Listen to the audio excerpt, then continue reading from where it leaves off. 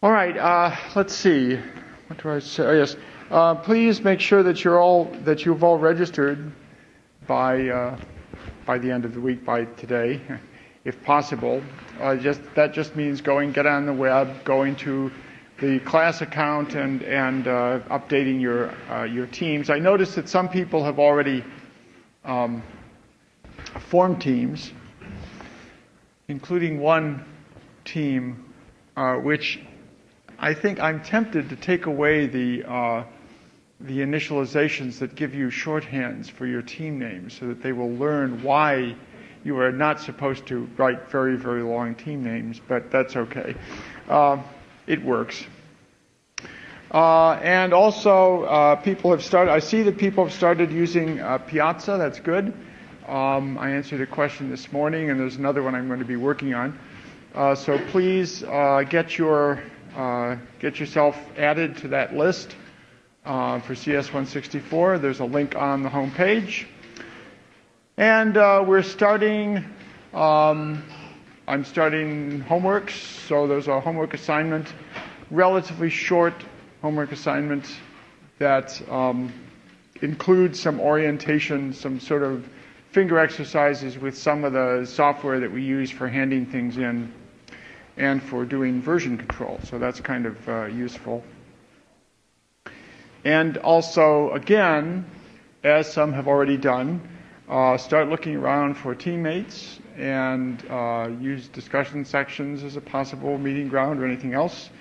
Or mill around after class. Why don't we designate? I don't know. Why don't we designate the back there? No, say right here by this door as being the designated milling around looking for teammates section after class or before class.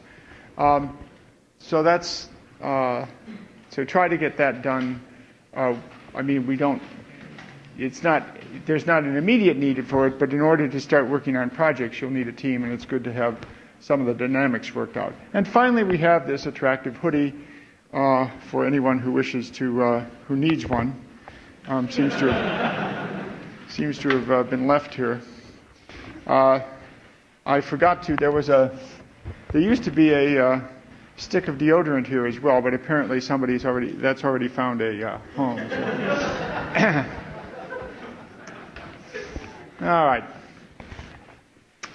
Good. I'm sorry. Administrative questions before we dive into this? Good. Okay. So, question? Question? Yes, question. Yeah.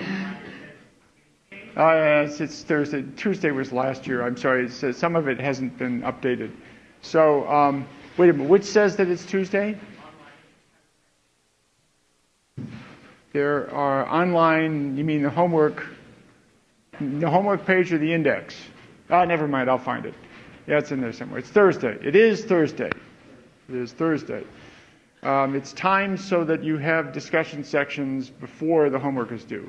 And by the way, when I say that something is due on midnight on day X, it means that instantaneous instant between day X and day X plus 1, not between day X and day X minus 1. So midnight means the end of day X, not the beginning of day X.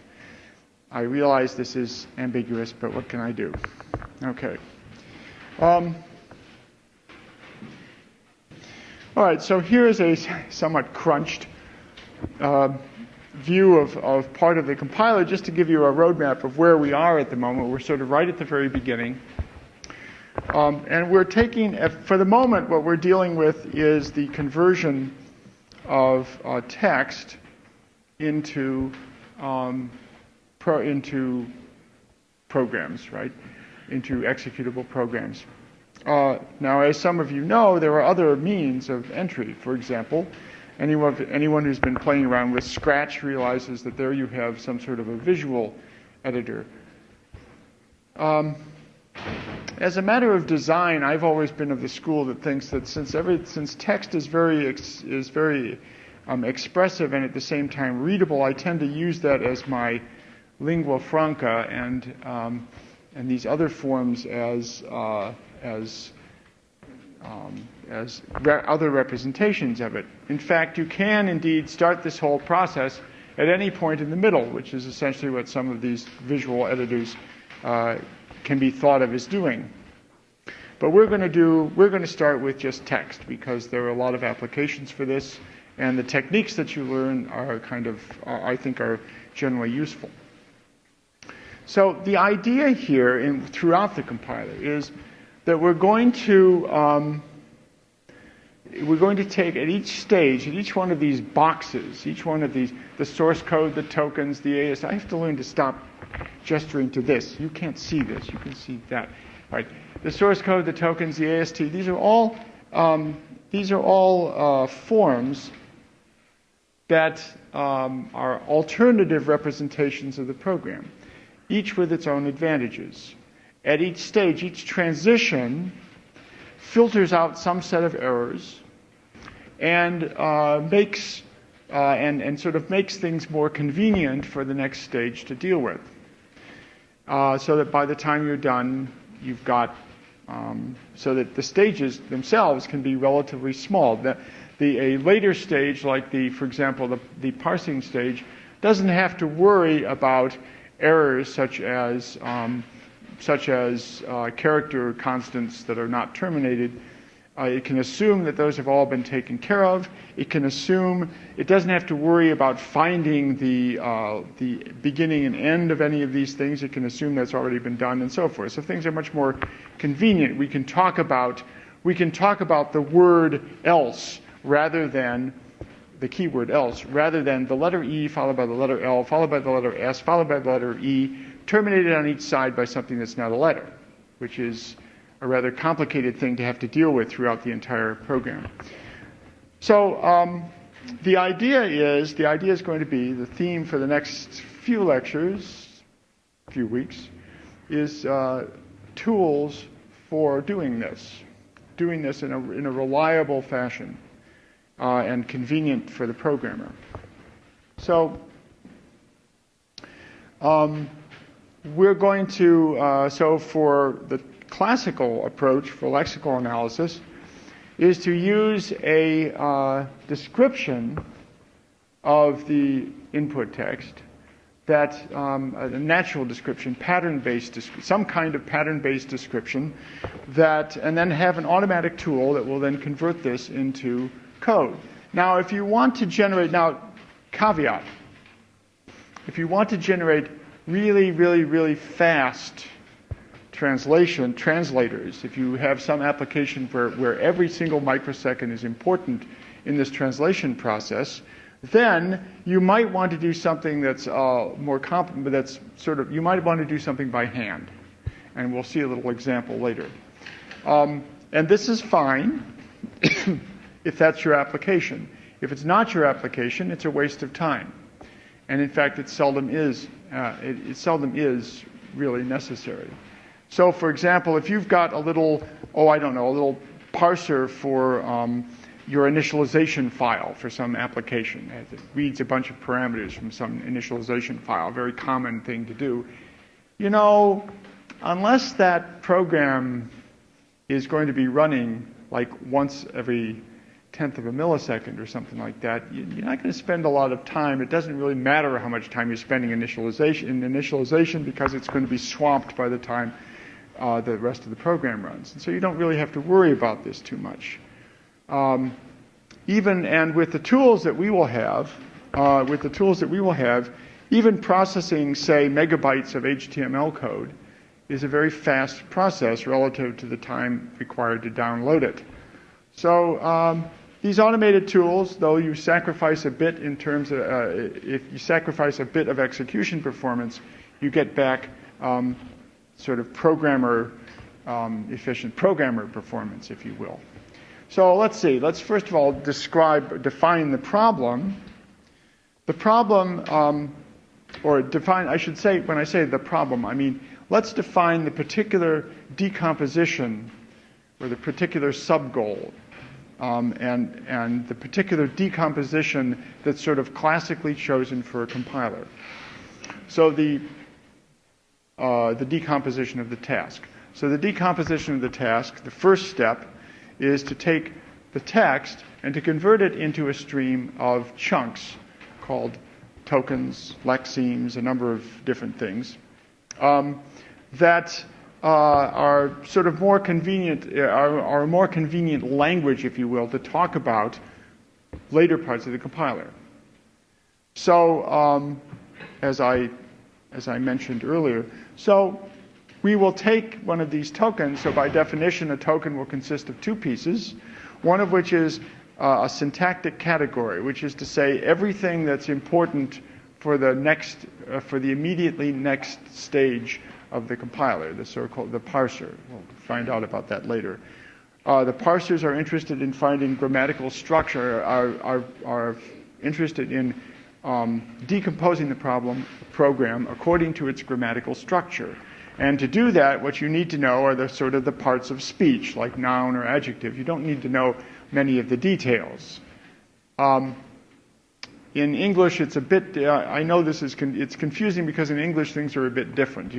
The grammatical structure of the sentence tends to depend more on the meanings of the individual words, and this is complicated, but that's because English is one of these messy natural languages, and it was invented by amateurs.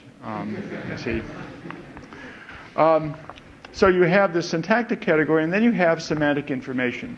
So for example, for the purposes of figuring out the structure of a program, I need to know that something is a variable name. I don't need to know what variable name it is, but of course later parts of the compiler will. So we take all that information and I'm going to group it together and call it semantic information. Semantic meaning meaning. And it will be a separate information that's irrelevant for the purposes of parsing for the most part. Which, as I say, the customer for this particular analysis is the parser, and it only needs the syntactic categories. So here are some examples from English. The two sentences that you see there are have exactly the same structure. Well, I'm sure that linguists could find some differences, like the beach and the store. Well, no, I guess, yeah, they have the same structure. Okay. So, but one of them talks about Joe and stores, and the other one talks about Harry and beaches. But the fact is that the parser would be doing exactly the same thing in both cases. So what we do is we simply say, okay, fine. There's a went to indicator, a verb indicator, and the verb, the action is going to. There's a noun, and that's that one is Joe or Harry, and the other one is and then there's an object, and that one is the beach or the store. And I will give you subject, verb, object, and attached to them, by the way, in case you want that, I will add this other information that I didn't need. All right. So here is an example taken from the notes, note 2, which I asked you to look at, of program on the left and a representation, if you will, of the stream of tokens on the right. So typically, a program like that would turn into a sequence of things like that I'll give names to, like if, elper, id. And some of these things, like the variable names, I and j, have attached to them semantic information in parentheses. Now, the interesting thing about this is that there's a bunch of stuff here that's missing over on the other side. So, for example, there's a lot of white space here. There's a comment here. There is missing white space here, but there's white space here. But you'll notice that everything over there, the first assignment to Z and the second assignment to Z, give you the same streams of syntactic categories, little different information, and some of the information, like the line numbers and so forth, has been filtered out. Now, in fact, you would, in many cases, for a compiler that wants to give nice error messages, you would take this information as well, the information about space and so forth, where each token is, and you would stick that someplace else in the token so that it could be used later. But it's, again, that's information that's not particularly relevant to the parser, so it's nice to have it filtered out like this. Okay, so much for the problem, which is converting text into tokens. And now the next problem is, okay, how do I write a program to do that? Well, idea. I will write you a meta language. That is, I will write a program for writing programs. And the input to this program, the source language for this program will be patterns that describe the possible tokens that you're looking for. The output will be a piece of program that scans source text and gives you back those tokens. Interesting idea. So what would we use as an input language, a source language for this compiler within a compiler? Well, a very common answer is something that we're going to see we're going to see another answer as well. But a very common answer is regular expressions. Now, you've seen regular expressions. They're called patterns often in some things. If you've used Perl, if you've used Java, if you've used Python, it's in just about every language, JavaScript, I think, you get this same thing, which is basically a language for describing sequences of text or patterns of text. Now, what I'm going to do here is sort of formalize it a little bit so that in later classes, perhaps when they come back to this subject, you will already have seen it. In formal computer science, a language is simply a set of strings, period. Set of strings. In other words, the English language, from this viewpoint, is the set of all English sentences as text, set of all possible English sentences.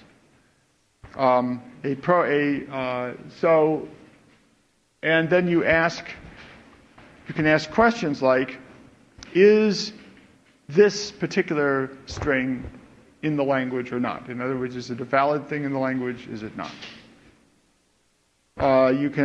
You can imagine a language composed of smaller languages, sort of a union of smaller languages. Since things are sets, you can talk about unions, you can talk about intersections, and so forth. You can imagine something that's a union of a bunch of disjoint sets, and you can ask the question, which of these sets is this string a member of? Is it a member of the whole language? If so, which of the sets that comprise that language is it in? All right, well, so here's the classical definition. We're going to describe these languages by means of another language, the language of regular expressions, of classical regular expressions. So a little notation will just say that the L function here maps strings to, or maps strings into regular expressions, I should say, into the sets that they represent. So we start with the very simplest regular expression, which is epsilon, or sometimes it's represented in different ways depending on what your pattern language is. Sometimes just nothing. Sometimes with the actual symbol epsilon. Sometimes, I don't know. I'm not sure of all the varieties. But in any case, what it means is the language consisting of a single empty string. So the only thing you can say in this language is, right? Now this is distinct. Here's a little thing for you. This is distinct from the empty set. I mean, you know about sets. You know there's an empty set. What would the language consisting of the empty set look like? This is a language that you are forbidden to speak. You're not even allowed to be silent in this language. You can't do anything. In fact, your very attempt to think about the language puts you in violation of its syntax, right? A completely useless language. So let's do something useful. This is the language that can be silent. Silence is a good thing sometimes. All right, so there you go. All right, well, that's not very useful. How about let's extend things. So the language for any given character, single character, I can say that the language denoted by that character, treated as a regular expression, is simply the language consisting of that one utterance. That the language that contains one string, the string containing just that character. So the language L of C consists of the one phrase, right, and that's it.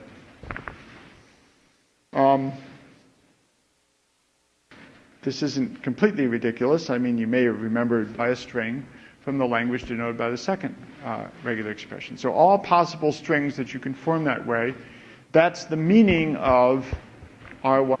By the way, you'll notice that this definition is recursive. I am defining L of regular expression using a definition in which the L appears on both the left and the right side. Okay, well, but so far we can't. All of our languages will still have just one string in them. We can just make the string as long as we want. So, for example, I can take L of CAT will be the language that you get by taking one string from the set containing just C, one string from the set containing just A, and one string from the set containing just T, and putting them together. Well, there's only one thing you can get with that, and that's cat. Okay, so it would be nice if you could get more than one string in the language. Okay, so in comes OR. In some treatments, you'll see this written as plus also, but that gets confusing because of certain other things that we do with regular expressions. So usually in most of the pattern matching languages that you see, this corresponds to any string that's in either the first regular expression or the language of the first regular expression or the language of the second regular expression. So it's a set union.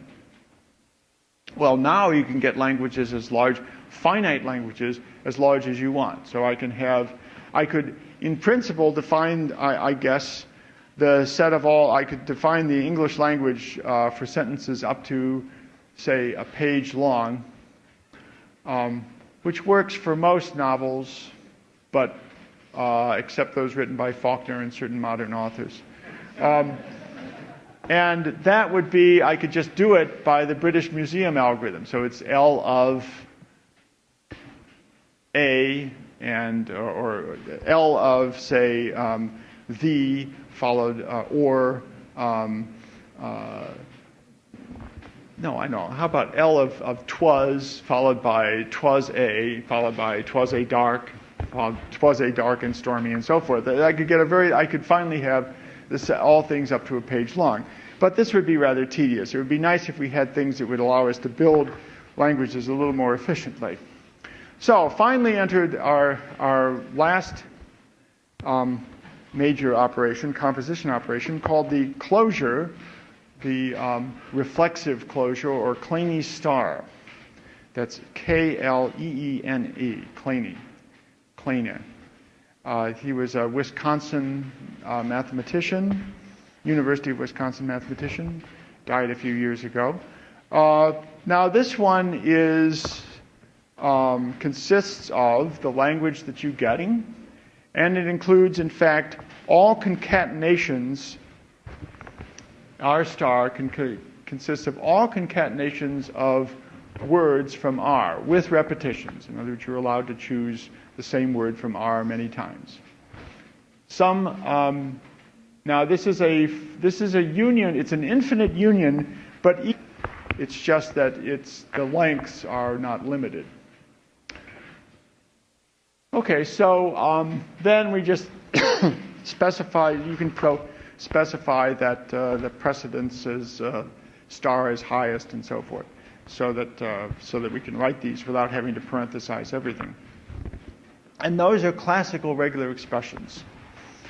Now, usually we find there is some way of abbreviating lots of things that would otherwise be extremely tedious. So, for example, the regular expression A or B or C or F or G or H or I or J or K or L or N and so forth, that gets rather tedious. So you have this usual abbreviation mechanism, a common one in Java, Perl, and so forth, where you have basically the union of all the letters with the possibility of doing ranges, as you see. Okay, that's good.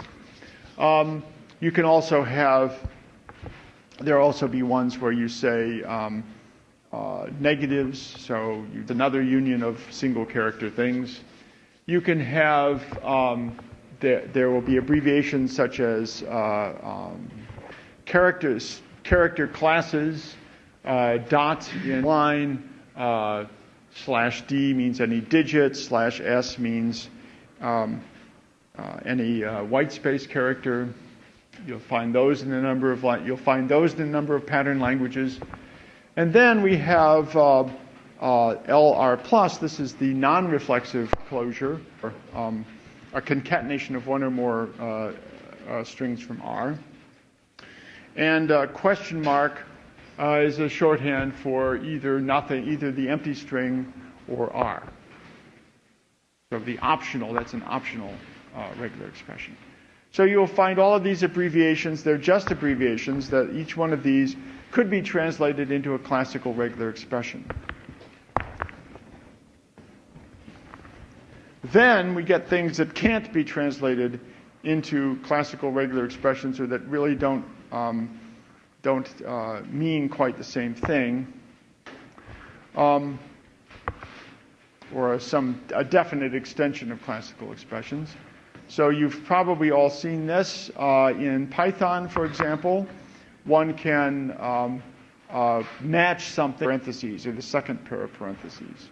That's what this means. You've also seen this in Perl, and you'll see this in Perl and Java as well. You can now ambiguous, because you can imagine writing a regular expression in which it might match, the pattern might specify the same string in many different ways. You might have a union where the string is the member, one of the strings is a member of both sides of the union, and in which case this seems to be ambiguous. So, of course, there have to be some disambiguating additional things in sort of on top of and distinct from classical regular expressions to describe that, one of which is the distinction between lazy and greedy quantifiers. So this first expression, that is R digits followed by any number of characters. So dot means anything other than new line. Dot star means 0 or more characters. So normally what that means is, first of all, the thing in parentheses matches as many digits as possible while still allowing the rest of the pattern to match. We call that greedy matching. So it matches as much as it can, as long as that allows the rest of the pattern to match. And then you have same strings, but they will tell you different things about what the thing in parentheses matched.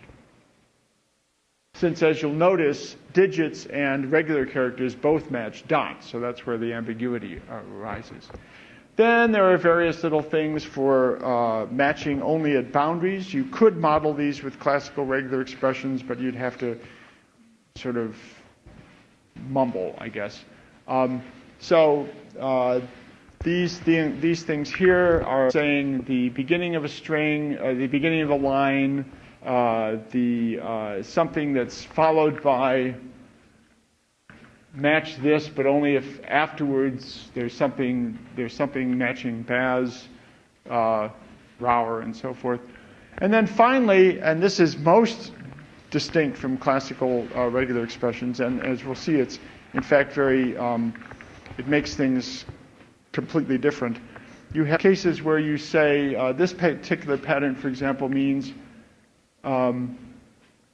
match a string of characters, one or more, followed by a comma, followed by exactly the same string of characters. So in other words, this /1 means whatever this means, in whatever that matched before. So that's called nonlinear, just the term, and it requires fundamentally different algorithms for actually this is the reason why these regular expression searches can be very slow when implemented in as they appear in Java and Perl and so forth. Okay, well, before we go on to an example of this, of various ways of attacking the problem, I think we better take a short break so that you can recover your consciousness.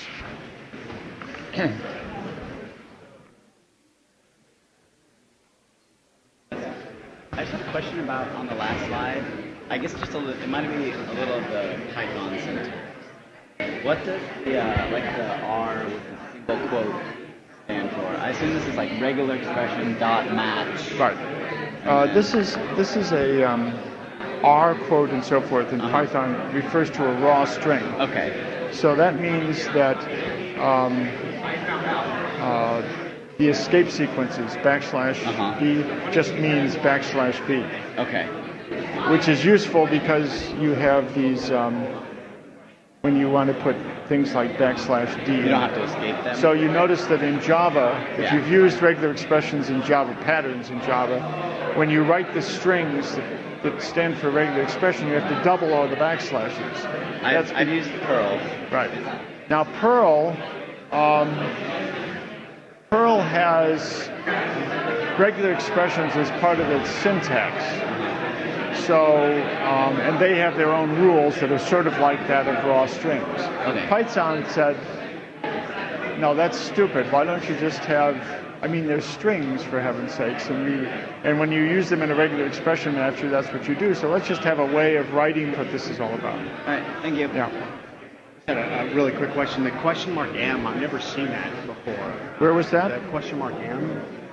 Is that a special meta character for regular expression? I've never seen that one before. Oh, I'm sorry. I should have. I wonder why I didn't explain that.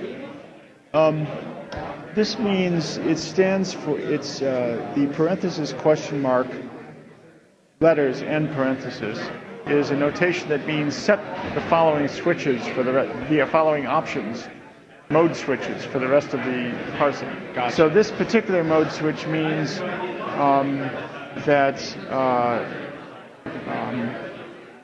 Beginning of caret here string. Gotcha. Right, so it's a. Gotcha. Thank you. I had a question about the second two, actually. So why would you need that kind of syntax? Because Which one are you talking about? The last two here, the ones that have get baz if it's followed by a router. In other words, why don't you just match raw or baz and be done with it? The application of these is in cases where you are using, typically there are regular expressions in one of these pattern matches, and there are also various things that you can do with them. So the obvious thing is match the next portion of this string, right? So if you are, and the next time I ask to match the next portion of this string, I will be matching BAZ. Okay. Whereas if you match the whole thing, of course, you would use the whole thing up. So if you put things like replace it, then you have to replace something. Well, actually, for example, this, for example, is equivalent to, can be used to define the caret character, because this would just be a new line sequence or the beginning of the file, and likewise that for the end of the file. So that's an example, and it's just basically a generalization of caret and $sign. I've never seen that. No, it's not. I find uses for them all the time, mostly with the project for this course. So, okay, let's get started again.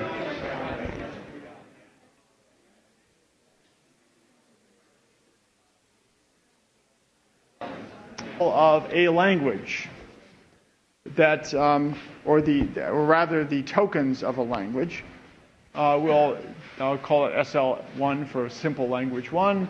And these are the tokens we have. We have single character tokens that look like arithmetic symbols and parentheses and commas. Multi-character punctuation symbols like greater equal, less than or equal, and arrow, meaning who knows. Who cares what they mean, because we're not getting to that part here.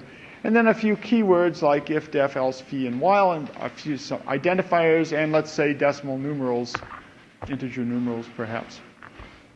Now you'll notice the interesting thing, a couple of interesting things here. First of all, there is both equal and greater than, but greater than equal is its own token. So presumably that's the intention is that if they occur together without any separating space, then that's a token. Otherwise, it's greater than or equal to it as appropriate.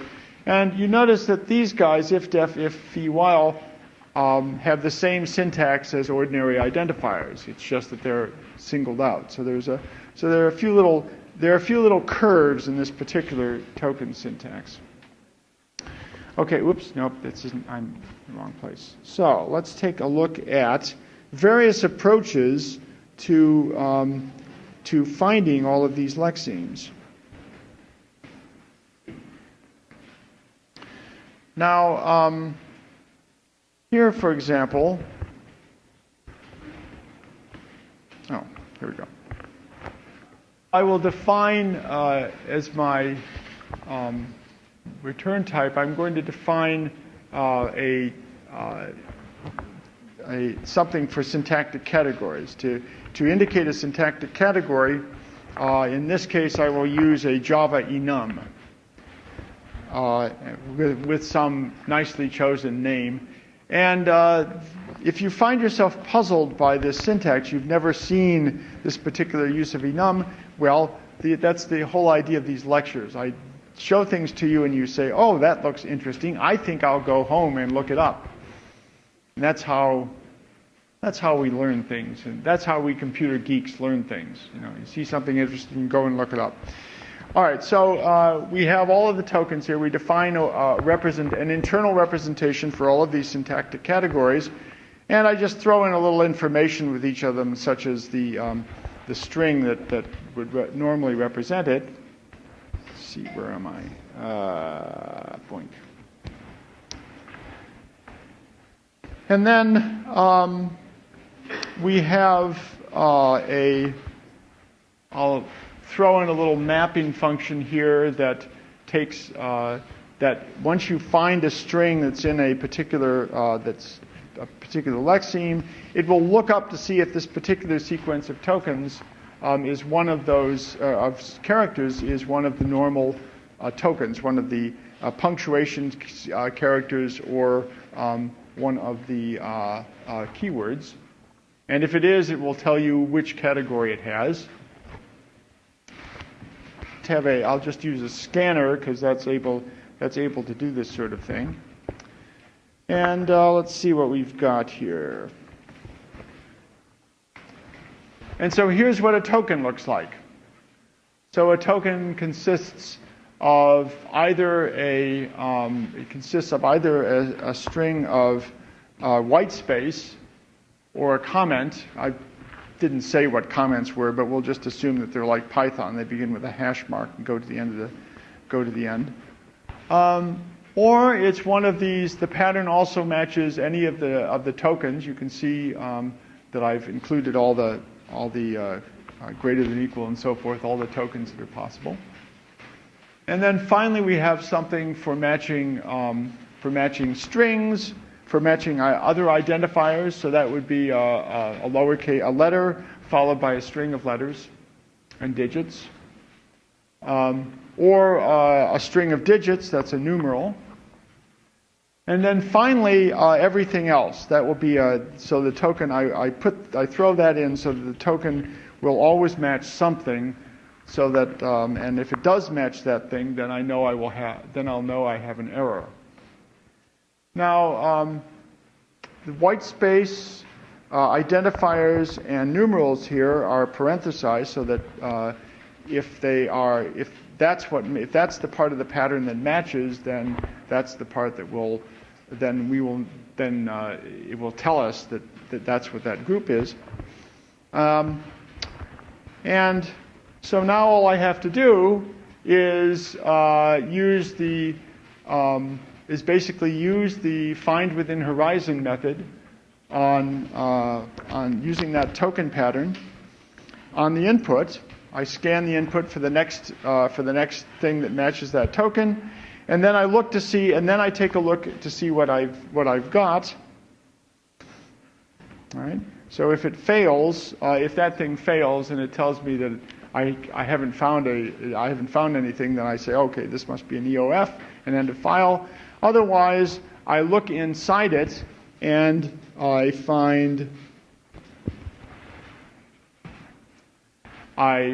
read another token. If the thing is an identifier, if the second parenthesized thing matches, that's the A through Z and so forth, then I'll simply return it as an identifier, and so forth. If the third thing matches, then I will return a numeral. And finally, if all of those don't fail to work, I will look up to see whether I will look it up in this map to see whether it's one of the tokens I know about, and if that fails, then I've got an error. So that's basically the idea here. And you see that it all works. It's one way of doing it.